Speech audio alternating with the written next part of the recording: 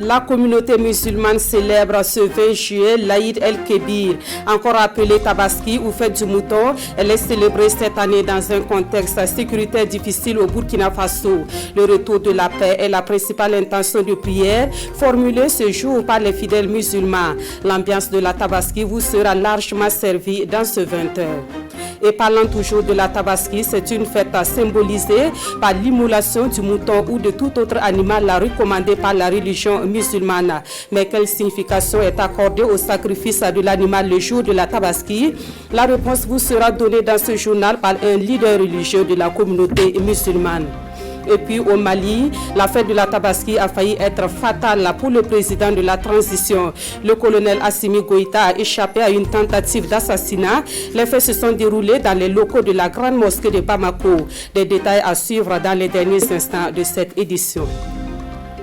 Mesdames, Messieurs, bonsoir, bonne fête de la Tabaski. La Tabaski qui fait donc la une de l'actualité ce 20 juillet 2021. Ici à Ouagadougou, la grande prière de l'Aïd el-Kébir s'est déroulée à la place de la Nation. À côté des fidèles musulmans, il y avait des autorités politiques et coutumières ainsi que des responsables d'autres confessions religieuses. Jean-Hugues Bayala et Issaka Nana. Place de la Nation de Ouagadougou, lieu de convergence des fidèles musulmans de la capitale burkinabé ce mardi matin. Seuls, entre amis ou en famille, ils sont là pour la grande prière de l'Aïd el-Kébir ou la fête de la Tabaski.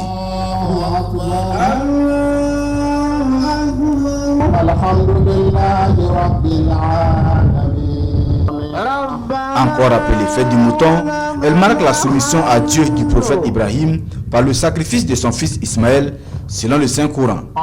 L'entente, le don de soi, le renforcement de la cohésion sociale, le vivre ensemble, bref, la paix au Burkina Faso. Telles ont donc été les intentions de prière des fidèles musulmans en ce grand jour de l'Aïd el-Kébir. Nous sommes dans un moment où on nous demande plus de sacrifices et les Burkinabés doivent davantage se sacrifier pour que notre peuple, notre pays reste comme ce que nous voulons qu'il soit un pays respecté et un pays où il fait bon vivre. Communion et solidarité. Voilà ce que sont venus témoigner également les membres du gouvernement aux fidèles musulmans du Burkina Faso. À leur côté, le nonce apostolique. Le gouvernement a été sensible au message de cette communauté à l'endroit du pays, de l'ensemble de notre pays, pour la paix, pour la cohésion, pour la prospérité de notre nation.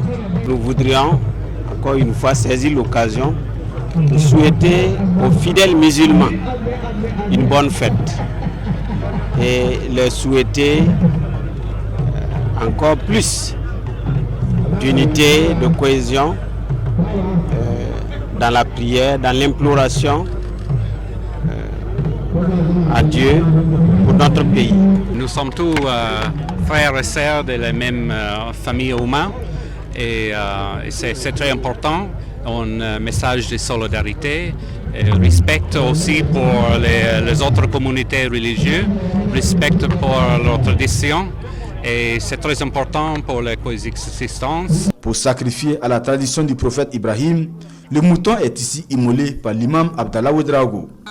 Le temps est ainsi donné à la fête de l'Aïd el-Kébir, moment de convivialité et de partage.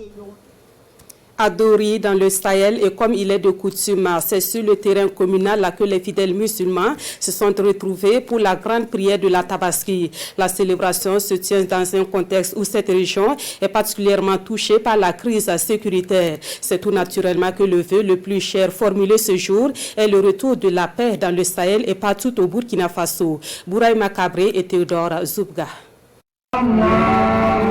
2 rakats, un symbole pour exprimer du fond du cœur un souhait, celui du retour de la quiétude au Burkina, la paix au Sahel. La paix et la cohésion dans notre pays, pour que tous les enfants de ce pays qu'il y ait de notre aucune division, que ce soit les questions religieuses, nous sommes tous des enfants de Dieu, nous sommes tous des créatures de Dieu. Il n'y a aucune différence entre nous. Puisse les supplications de ce jour fassent régner la paix, la cohésion sociale, l'entente, la communion entre tous les fils et toutes les filles du monde entier, car nous avons un seul Père qui est Dieu. Mon vœu, à l'instar de tout le monde, c'est la paix, c'est surtout l'union, la cohésion sociale que nous recherchons tant. Depuis plusieurs années, vous savez ce qui se passe.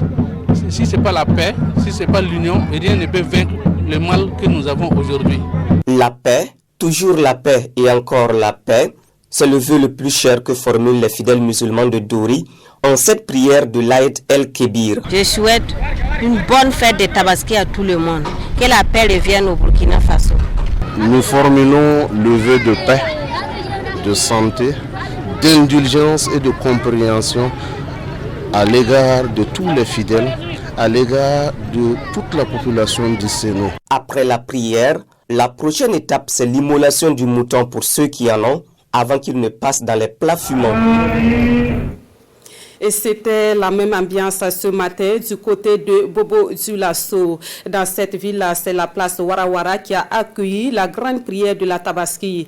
Invite a été faite aux fidèles musulmans d'avoir la foi en Dieu et d'être unis face au contexte difficile que connaît le Burkina Faso.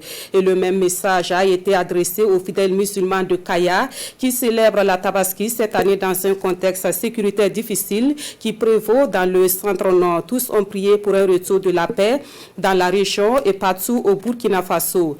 Pour la paix, mais également pour la cohésion sociale et la reprise du pèlerinage à la Mecque, c'est l'intention de prière invoquée par les fidèles musulmans du côté de Gawa dans la région du sud-ouest.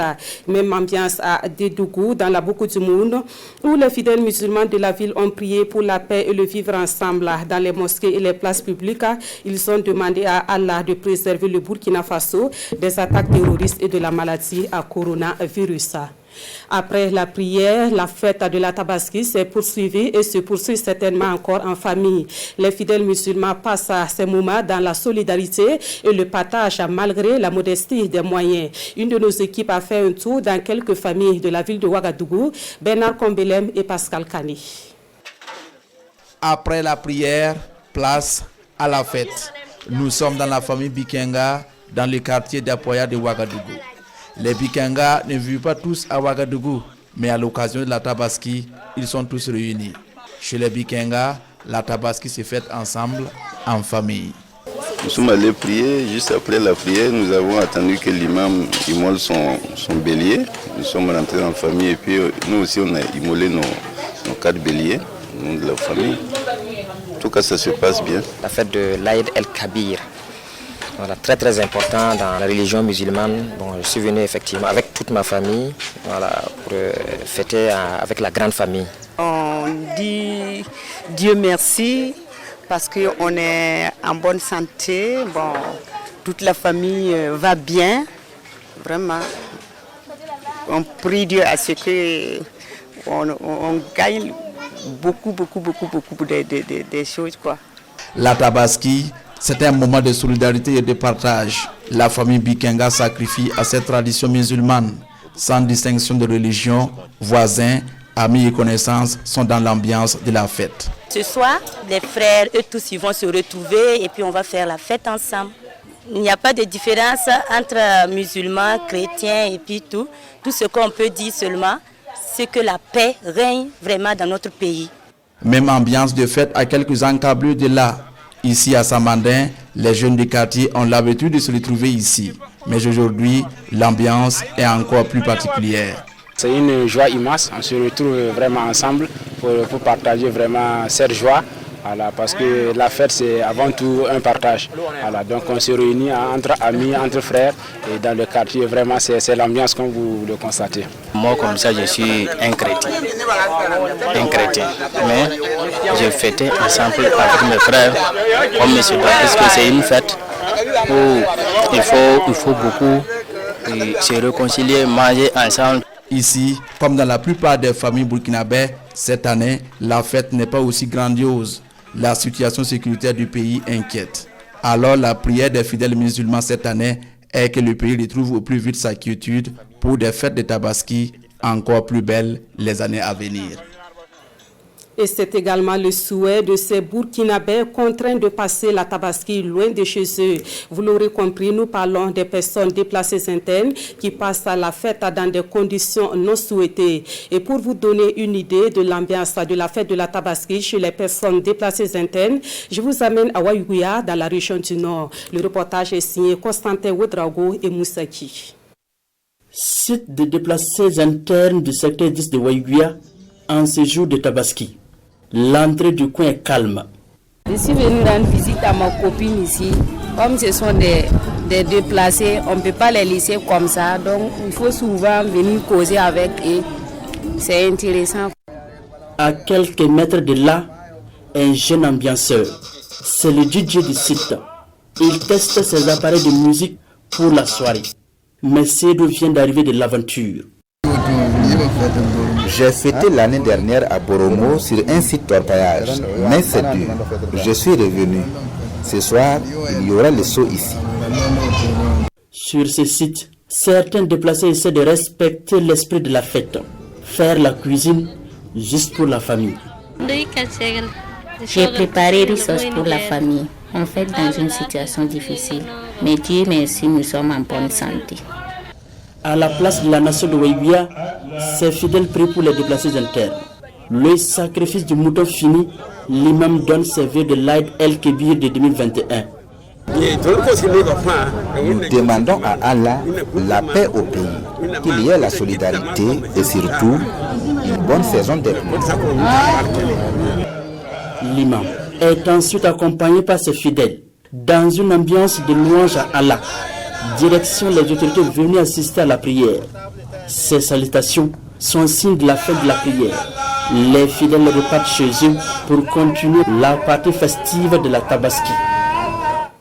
Et comme vous l'avez déjà constaté, ce qui symbolise la Tabaski, c'est l'immolation du mouton ou tout autre animal recommandé. C'est un sacrifice très recommandé aux musulmans et qui rappelle l'offrande d'Ibrahim à Dieu. Mais comme vous allez l'entendre avec un leader religieux, le sacrifice du mouton est avant tout recommandé aux musulmans qui en ont les moyens. Urbe Benito Somé et Oumou Sissé.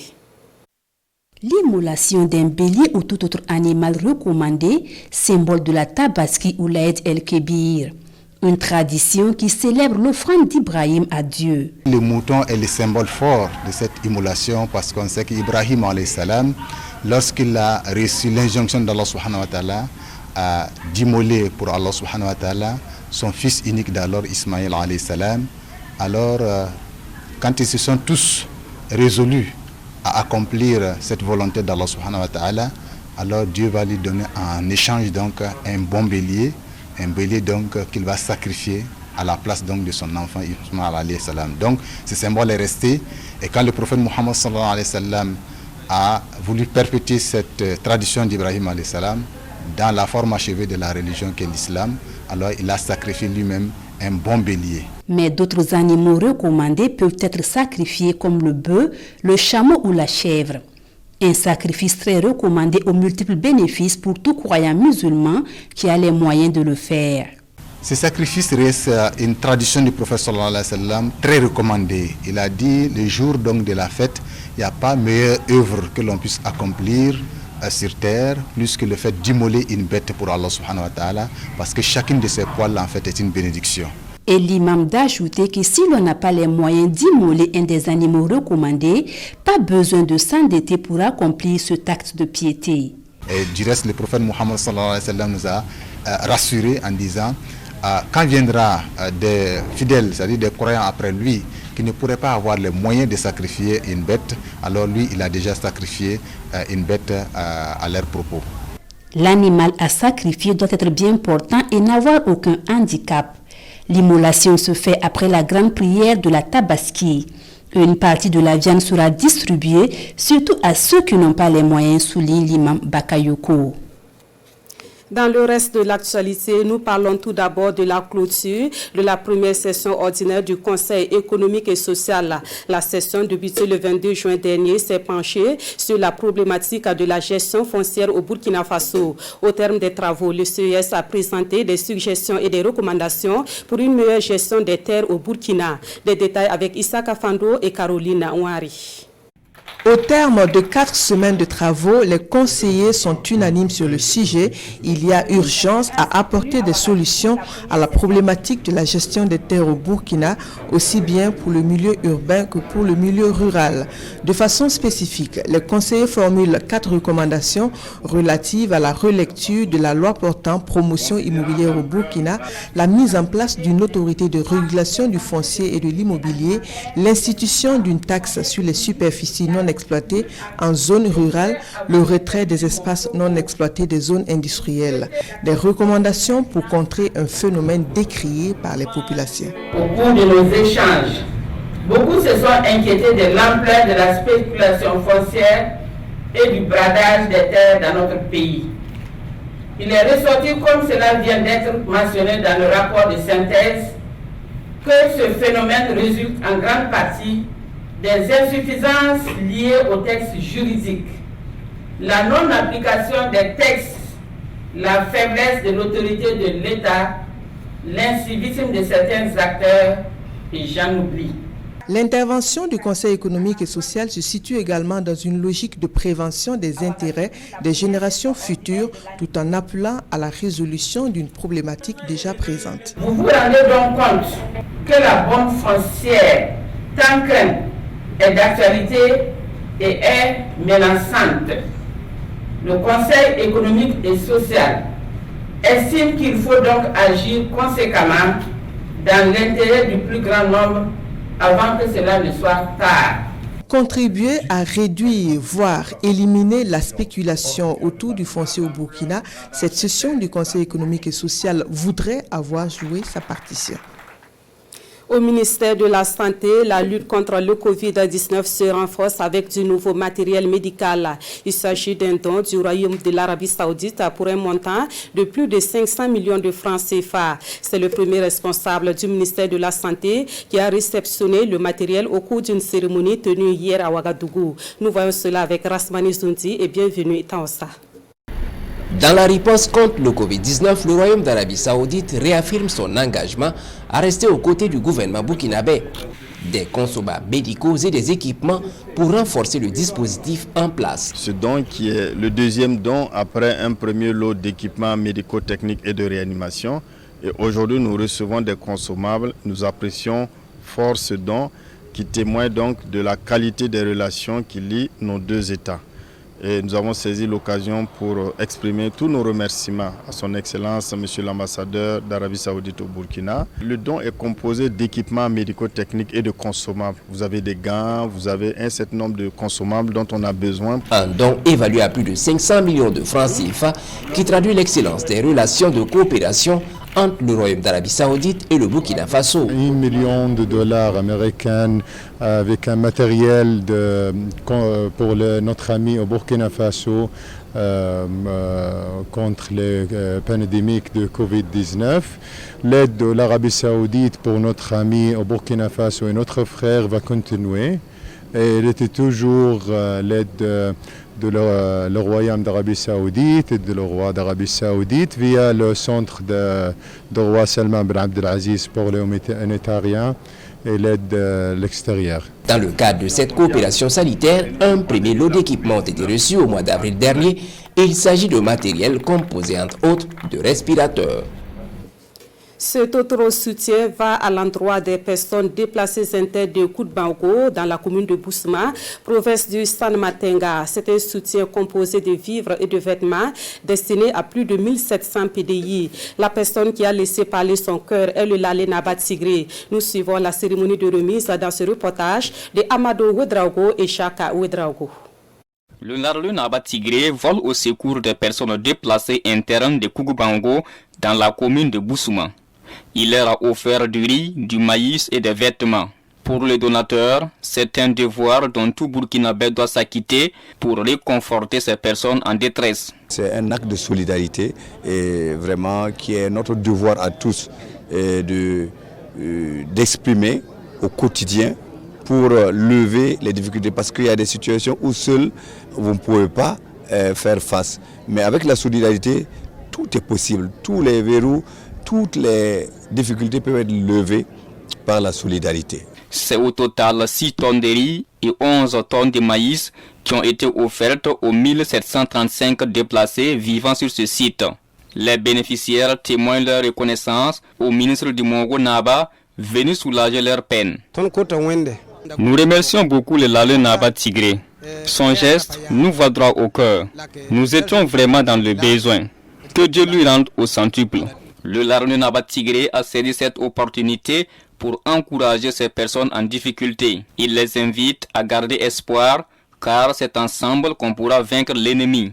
Un message bien reçu par les déplacés qui disent toujours compter sur des bonnes volontés pour d'autres besoins comme le manque d'abri, de toilettes et le mauvais état des voies. Toujours relativement aux personnes déplacées internes, il y a cette initiative visant à leur permettre de se prendre en charge. Il s'agit d'un projet de formation en saponification pour les femmes et en élevage pour les hommes. Le projet est porté par le Fonds d'appui à la formation professionnelle et à l'apprentissage. La phase pilote cible 50 femmes déplacées internes de la ville de Fada dans la région de l'Est. Amidou Lankwande et Rasmata Ouedraogo. Une table de coupe, des bassines et spatules, entre autres, c'est un kit complet de matériel de fabrication du savon au profit de 50 femmes déplacées internes de la ville de Fada.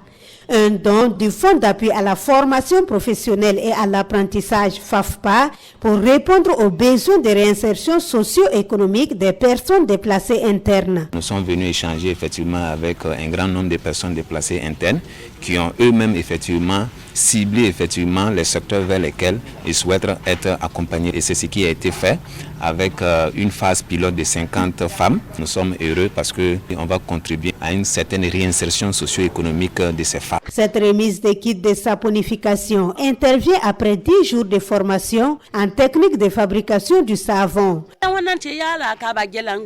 L'État nous donne à manger et de l'argent, mais nous apprendre à travailler, c'est encore mieux.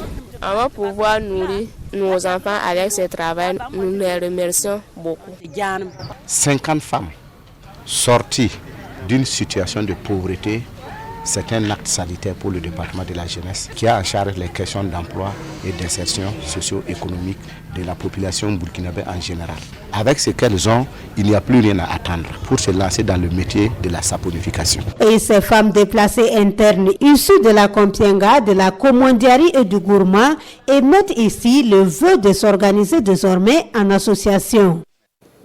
Je vous invite à présent à découvrir le Bambara. Disons-le tout de suite, il ne s'agit pas d'une langue, encore moins d'un nom de famille de l'ethnie Bissa. Le Bambara dont nous parlons ici est un mets local particulièrement consommé dans le Kénédougou à l'ouest du Burkina Faso. Ce mets local appelé Pilisa par certains amateurs est fait à base de farine, de pois de terre et de gombo. La leçon de cuisine vous est donnée par Salifou Belem et Amandine Lalsaga. Dans la famille Traoré, ici à Sokorba, Akjara nous accueille avec un mets local, le Bambara. C'est un plat bien chaud et succulent qu'elle réalise en un temps record. Juste 5 minutes de préparation. Pour concocter le Bambara, voici les ingrédients qu'elle utilise. De la farine de pois de terre, du gombo sec en poudre, de l'eau et de la potasse. On mélange et après on dépose le poêle sur le feu. Si ça se chauffe, on met le bambara mélangé et on commence à préparer. On tourne. Quand l'eau va se former, on essaie de tourner la face sur le feu et ça va se cuire. Le Bambara se mange à n'importe quelle heure de la journée, renchérit Adjara. Selon elle, c'est le tout premier plat qu'une jeune fille apprend ici dans la localité. Souvent, on peut accompagner avec le soumara cru, avec des oignons, on verse là-dessus et on mélange pour manger. Quand on coupe en tranches, c'est très mangeable, très succulent au goût. Voilà, c'est comme une pizza. Voilà. C'est une pizza de la localité. Et même les garçons savent faire le Bambara. C'est un plat typique, femme comme garçon, tout le monde fait. Pas besoin d'une occasion spéciale pour préparer le Bambara. Ici, dans le Kénédougou, c'est le plat classique qui a traversé toutes les générations et garde encore toute sa place.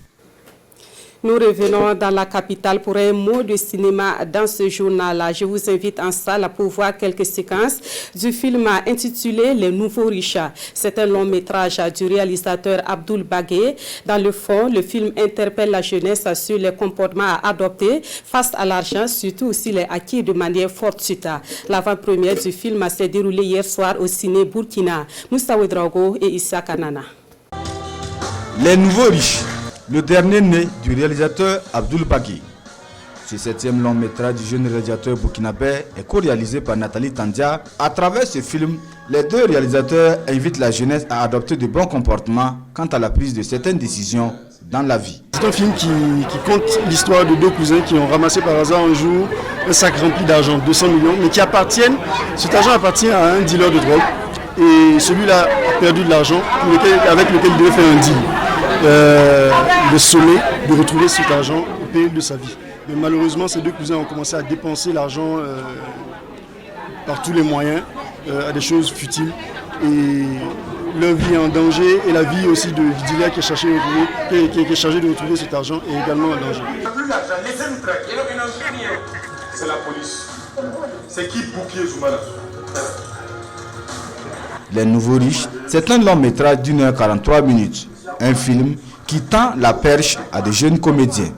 J'ai vu un peu, j'ai envie de dire, une doublure de Souké Siki.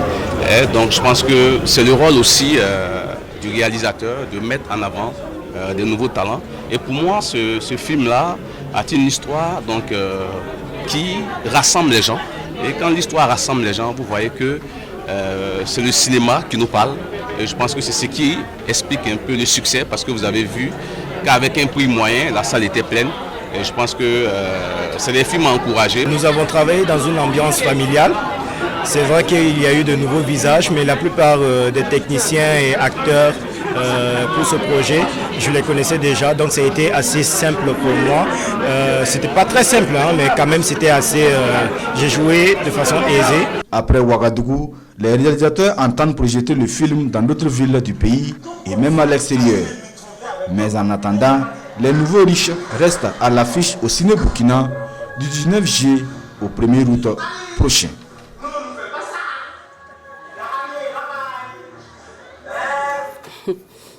Actualité à l'étranger, au Mali voisin, le président Assimi Goïta a échappé à une tentative d'assassinat. Les faits se sont déroulés ce mardi à la sortie de la grande mosquée de Bamako, juste après la prière de la Tabaski. Les auteurs sont deux personnes qui ont tenté de poignarder le président de la transition. Les autorités du pays parlent d'une tentative d'assassinat ce mardi matin au Mali. Un homme a tenté de poignarder le président de la transition, le colonel Assimi Goïta, durant le rite musulman de l'Aïd el-Kébir, la fête du sacrifice à la grande mosquée de Bamako. C'est après la prière que les faits se sont déroulés. L'agresseur, un jeune homme, a été maîtrisé avant de commettre son forfait. Le président Goïta n'aurait pas été blessé, mais une autre personne, elle, aurait été touchée. Une enquête a été ouverte. Le Mali a été le théâtre de 2 coups d'État en moins d'1 an. Et ils ont été menés par les mêmes colonels de l'armée dirigés par le colonel Assimi Goïta, qui s'est depuis investi président de la transition. Depuis 9 mois, cet ancien chef d'un bataillon de forces spéciales ne se déplace jamais sans ses hommes cagoulés et armés de fusils d'assaut. Le colonel Goïta et le nouveau gouvernement nommé par la junte ont assuré qu'ils tiendraient l'engagement de rendre les commandes aux civils après des élections prévues le 27 février 2022. À l'international, le logiciel Pegasus a fait la une dans le monde des médias. Le logiciel israélien est impliqué dans un scandale d'espionnage de journalistes et de personnalités politiques. L'indignation est générale et Paris a ouvert une enquête. Les révélations sur l'utilisation du logiciel espion Pegasus ont provoqué l'indignation internationale de politiciens, de journalistes et de militants des droits de l'homme. Une colère légitime si les enquêtes confirment l'espionnage d'au moins 180 journalistes, 600 hommes et femmes politiques, 85 militants des droits humains ou encore 65 chefs d'entreprise de différents pays. En France, le parquet de Paris vient d'ouvrir une enquête sur l'espionnage de journalistes français pour le compte de l'État marocain qui conteste. La réaction de la présidente de la Commission européenne, Ursula von der Leyen, ne s'est pas fait attendre. C'est complètement inacceptable et c'est contraire à toutes les règles que nous avons dans l'Union européenne en ce qui concerne la liberté des médias. La liberté de la presse est l'une des valeurs fondamentales de l'Union européenne. Il est totalement inacceptable que cela se soit produit si tel a été le cas. Les gouvernements d'Azerbaïdjan, de Bahreïn, du Kazakhstan, du Maroc, du Mexique, du Rwanda, d'Arabie Saoudite, des Émirats Arabes Unis, de Hongrie et de l'Inde figurent parmi les nombreux clients du groupe israélien NSO, créateur du logiciel espion Pegasus. C'est en tout cas ce qu'affirme l'enquête menée par un consortium de 17 médias internationaux qui a basé ses allégations sur des fuites de données téléphoniques. En Inde, par exemple, plus de 40 journalistes, 3 leaders de l'opposition et 2 ministres du gouvernement figureraient sur la liste des personnes espionnées. Cela met mes sources en danger. Les personnes qui vous parlent sous couvert d'anonymat, si elles sont compromises, c'est terrible, explique ce journaliste indien. NSO a nié tout acte répréhensible. Il affirme dans un communiqué que son logiciel Pegasus n'est mis à disposition que des militaires, des forces de l'ordre et des agences de renseignement de pays ayant un bon bilan en matière des droits de l'homme. C'est la fin de ce 20h, une édition dominée par la célébration de la fête de la Tabaski au Burkina Faso. Une fois de plus, bonne fête aux fidèles musulmans. Et Amandine Lalsaga vous retrouve à la présentation du journal de 23h. Merci de votre fidélité à la RTV.